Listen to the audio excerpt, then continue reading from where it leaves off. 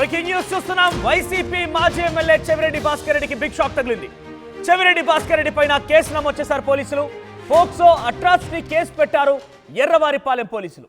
యల్లమందకు చెందిన మైనర్ బాలిక విషయంలో అత్యాచారం జరిగినట్టుగా చెవిరెడ్డి భాస్కర్ రెడ్డి దుష్ప్రచారం చేశారని, ఈ దుష్ప్రచారం చేయడం పైన బాలిక తండ్రి ఆగ్రహం వ్యక్తం చేశారు. దీంతో ఆయన ఫిర్యాదు చేశారు.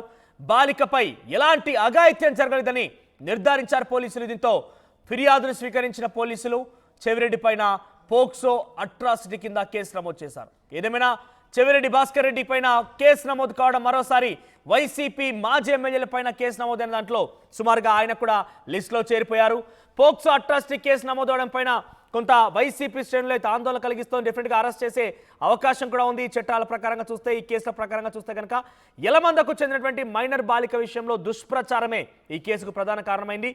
మరిన్ని అప్డేట్స్ రవి అందిస్తారు. రవి, సో చెవిరెడ్డి భాస్కర్ రెడ్డి పైన ఎటువంటి కేసు నమోదని, ముఖ్యంగా ఆయన చేసిన దుష్ప్రచారం ఏంటి, అసలు ఏం జరిగింది, దానికి సంబంధించి అప్డేట్స్ ఎలా ఉన్నాయి?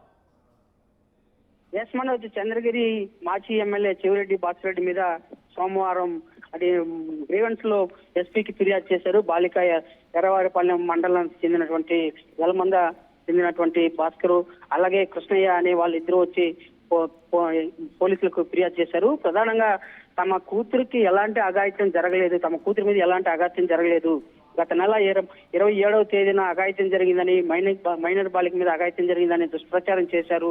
తద్వారా పత్రికల్లో మీడియాలంతా కూడా కథనాలు వచ్చాయి. వైసీపీ నాయకుల యొక్క రాద్ధాంతం వల్ల తాము మండలంలో తమకు పరువు పోయిందనే ఉద్దేశంతో వారి మీద చర్యలు తీసుకోవాలని చెప్పేసి బాలిక తల్లిదండ్రులు ఫిర్యాదు చేశారు. రవి, చెవిరెడ్డి భాస్కర్ రెడ్డి ఆ అమ్మాయి గురించి అలా ఎందుకు మాట్లాడాల్సి వచ్చింది? ఘటన జరిగిందా? ఘటన అయితే జరిగింది. అంటే దుష్ప్రచారం ప్రధానంగా ఘటన పోలీసుల విచారణలో కూడా ఘటన అయితే జరగలేదు. ఆ బాలికతో పాటు ఉన్నటువంటి తోటి విద్యార్థి 10వ తరగతి చదువుతున్నటువంటి మహేష్ అనే విద్యార్థి బాలికను తరచూ వేధిస్తూ ఉండేవాడు. ఈ క్రమంలోనే స్నేహపూర్వక వాతావరణ క్రమంలోనే ఆ బాలికను క్లాస్ రూమ్ లో అఘాయిత్యానికి ప్రయత్నించాడు అనే వాదన అయితే తోటి విద్యార్థులు కూడా వినిపించారు. అయితే వాస్తవంగా అఘాయిత్యం అయితే జరగలేదు. వాదులాటలో అమ్మాయి చేర్చుకున్నటువంటి గాజులు విరిగి ముఖం మీద అలాగే ఛాతి మీద గుచ్చుకున్నాయి అనేసని విచారణలో పోలీసు విచారణలో తేలింది. అయితే ఈ క్రమంలోనే ముఖం మీద ఛాతి మీద గాజు గ్లాసు గాయాలు ఉండడంతోనే అఘాయిత్యం జరిగిందని చెప్పి వైసీపీ నాయకులు అయితే ఆరోపించారు. ఈ ఆరోపణలో భాగంగానే పోలీసులు బాలికకు వైద్య పరీక్షలు నిర్వహించారు. పద్మావతి హాస్పిటల్లో వైద్య పరీక్షలు నిర్వహించిన పిదప పోలీసుల విచారణలో కూడా వాస్తవాలు వెలికి తీశారు. ఎలాంటి జరగలేదు, తోపులాట్లు అయితే జరిగాయి. ఈ క్రమంలోనే అమ్మాయి వాదులాటలో ఇలాంటి గాయం ఏర్పడింది కారణం, అంతేగాని ఎలాంటి అఘాయిత్యం జరగలేదని చెప్పి పోలీసులు నిర్ధారించి మీడియాకు కూడా వివరించారు. ఈ లోపే అంటే పద్మావతి హాస్పిటల్లో వైద్య పరీక్షలు జరుగుతున్న క్రమంలోనే వైసీపీ నాయకులు చెవిరెడ్డి భాస్కర్ రెడ్డి అలాగే మాజీ మంత్రి ఆర్కే రోజా అలాగే బోమన్ కరుణాకర్ రెడ్డి వీళ్ళు ముగ్గురు వచ్చి ఇష్యూ చేశారు అక్కడ. ఈ ఇష్యూ నేపథ్యంలోనే అనంతరం వారిని అక్కడి నుంచి తరలించిన పెదప పోలీసులు విచారణలో వాస్తవాలు బయట పెట్టారు. ఎలాంటి అఘాయిత్యం జరగలేదు, కేవలం ఇది తోపులాటలో వాదులాటలో భాగంగానే ఇలాంటి గాయాలు జరిగాయి. కానీ వైసీపీ నాయకులు ఊరిగా నిందారోపణలు చేశారని చెప్పేసి పోలీసులు కూడా పేర్కొన్నారు.